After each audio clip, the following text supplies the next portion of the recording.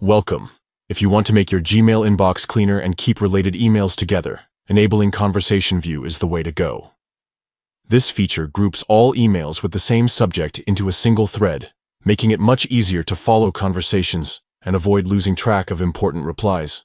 Let's walk through the updated steps to enable Conversation View in the Gmail app. First, open the Gmail app on your device. Make sure you're signed in to the account you want to update. Next, look in the top left corner for the menu icon. It looks like 3 horizontal lines, sometimes called the hamburger menu. Tap on it to open the side menu.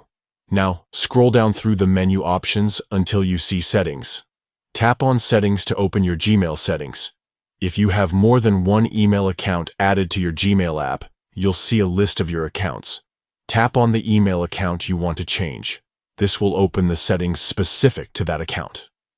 Once you're in your account settings, scroll down until you find the option labeled Conversation View.